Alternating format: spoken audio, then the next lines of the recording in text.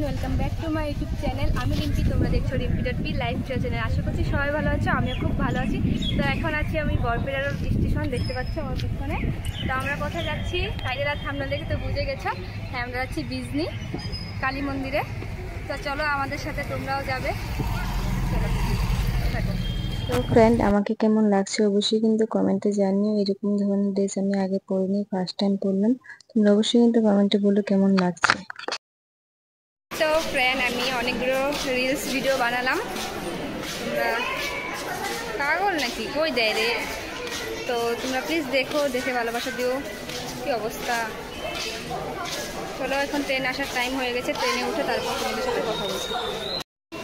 তো বন্ধুরা দেখতে পাচ্ছ, এখনও আমরা স্টেশনেই বসে আছি, কারণ ট্রেন এখনও আসেনি। ট্রেন 10টা বাজে আসার কথা ছিল, কিন্তু এখন 11:30 বাজতে চলেছে। আর ও আছিল উপাস, কারণ আজকে মন্দিরে যাচ্ছি পূজা দিব। বাট এখনও ট্রেন আসেনি, আমরা তো এখনও যাইতে পারি নাই। আর আমার তো সেই সুন্দর লাগছে। তো তোমাদের কিরকম লাগছে? এটা হলো আমাকে কে কিনে দিয়েছে জানো? মি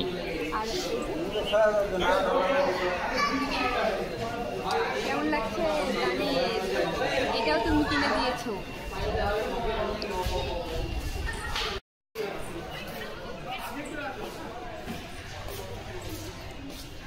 তো দেখতে পাচ্ছ,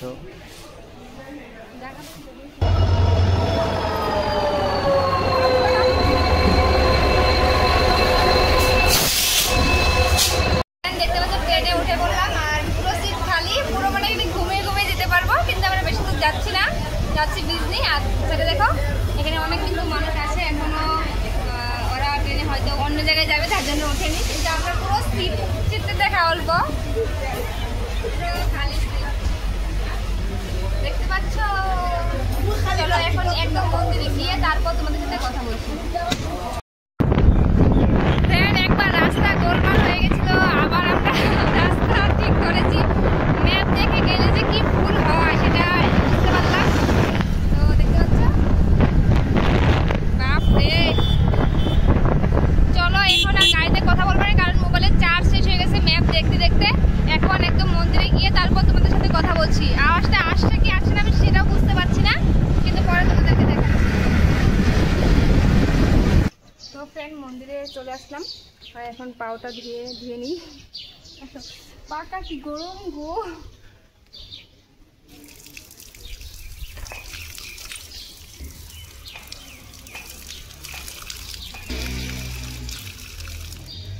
বন্ধ করে না, তুমি দেবো না, যাও। সেই গরম গো, পাকা দাঁড়া থাকা যায় না। এই যে মায়ের মন্দির। হ্যাঁ, অনেক দিনের ইচ্ছা ছিল মায়ের কাছে আসার, তার জন্য চলে আসলাম। তো ভিতরে যাব, এখনো যাইনি, তোমাদের বাইরের থেকে অল্প দেখিয়ে দিচ্ছি। দেখতে পাচ্ছ,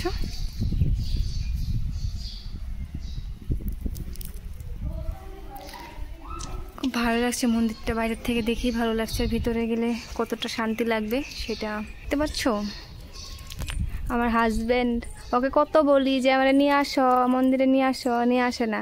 ফাইনালি নিয়ে আসলো, ফাইনালি নিয়ে আসলো।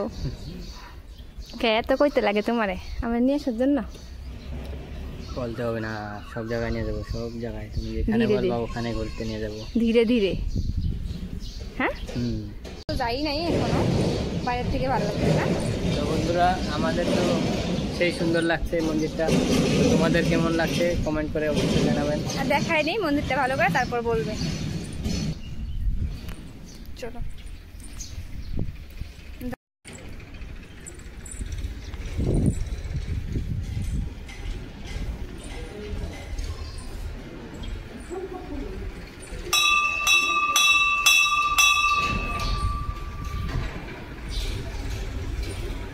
তো ফ্রেন্ড, আমি এখানে খুঁজছিলাম যে পণ্ডিত থাকে পুজোটা দিয়ে দেওয়ার জন্য।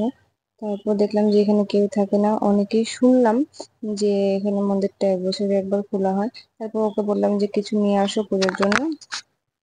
দেখতে পেলে ফ্রেন্ড এখানেও নিয়ে আসলো পুজোর জিনিসগুলো, তো এখানে রেখে দেবো আর কি। তারপরে আর কি সন্ধ্যাবেলা এসে পণ্ডিতজি পুজোটা দিয়ে তোমাদেরকে দেবে বললাম আর কি, শর্ট আমাদের নিয়ম ভিডিওতে, আর কি। কিন্তু এখানে এগুলো রেখে গেলে তারপর পুজোটা এখান থেকে দিয়ে দেয় মন্দির থেকে, তো তার জন্য এখানে রাখবো। হ কি লিখতে লাগবো, ও মা পড়ছিলাম কখনই, দেখতে পাচ্ছ দেখা গেল মা দিছে কিসের জন্য কাঁদছে ওইটা বলছি। ও কাঁদছে এর কারণে যে ও ভাবছে মার মন্দির তো এখন বন্ধ, তো পুজো দিতে পারবে না এত দূর থেকে আসার পর। কিন্তু একজন বলল যে না, তোমরা 5টার দিকে পূজা হবে, তো তোমাদের নাম লিখে আরও মানে পূজার প্রসাদ তোমরা এখানে রেখে যাবে। রাখার পর 5টা বাজায় ব্রাহ্মণ আসে পূজা করবে, তখন তোমাদের প্রসাদটা তোমাদের নাম নিয়ে মার চরণে চড়িয়ে দিবে। তো এখানে আরও মানুষ রেখে গেছে, ওই দেখতে পাচ্ছ আরও অন্য মানুষে রেখে গেছে, তো আমরাও রাখে যাব এখানে মার মূর্তি।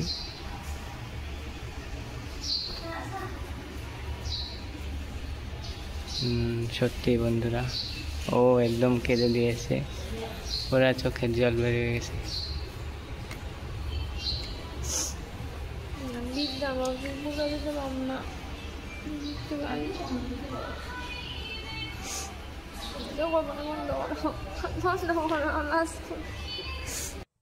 দেখতে পাচ্ছ ফ্রেন্ড এখানে সব পুজোর জিনিসগুলো নিয়ে নিয়েছি, আর পান পাতা ছিল সেটা নিয়ে মন্দিরটা ঘুরতে হয় 3 পাক এরকম বলছিল ওই জায়গার মানুষগুলো, তার জন্য ঘুরে নিয়েছি আমরাও। আর যেহেতু জানি না তোমরা কি জানো এই মন্দিরের বিষয়ে, অবশ্যই কমেন্টে জানিও যারা বিজনেস থেকে দেখছো বা পানবাড়ির থেকে দেখছো। প্রদীপ ধরাবো, আসো।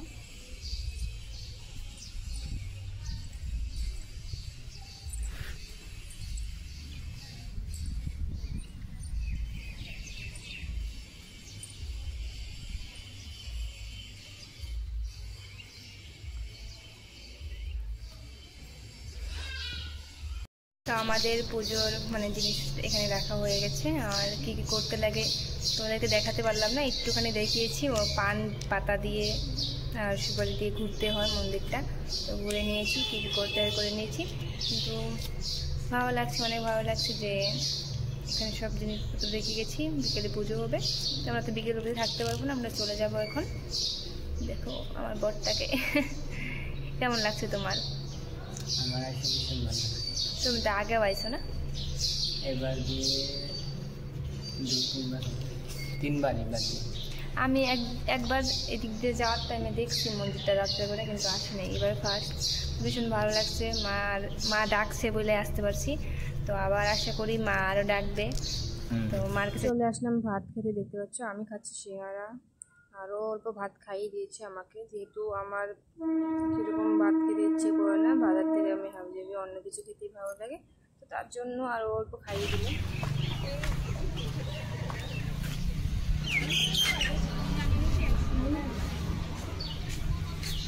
তুমি পছন্দ করো না? ও যা কিমানকে এই আকাশি কালারটা। জয় মা।